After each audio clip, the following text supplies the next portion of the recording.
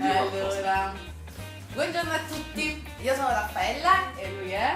Io sono Enzo, abbiamo deciso che parla prima lei in tutto questo. Eh sì, è vero, ecco, lui sa che è un preparazzo davanti alle telecamere, non fissando.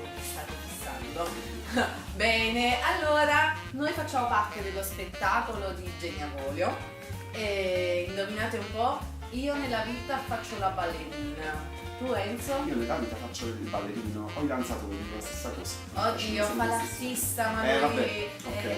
Una parola grossa, Raffaella, è troppo assai. Lui fa l'artista. Ok, E così va anche Geniavolio è il nostro Infatti. grande artista. Jenny ci ha chiamato a fare che cosa? Noi ci ha chiamato a fare una cosa molto bella. Prima di tutto io non so come riesce, nel senso che io sono molto di impronta, quindi innanzitutto è una cosa veramente fatta col cuore, con l'anima, ma è troppo bello. Cioè io mi emoziono. Poi io sono fatto così, diciamo la verità. No, ma diciamo la verità, Dici, questa dici. cosa è proprio napoletanamente, Esatto. ovvero è il nome dello Esatto, spettacolo, esatto. napoletanamente. Bellissimo. Eccolo, manco a farlo apposta, vedi ci io per il cambulo. Ecco, Esatto. però non siamo stati costumati però.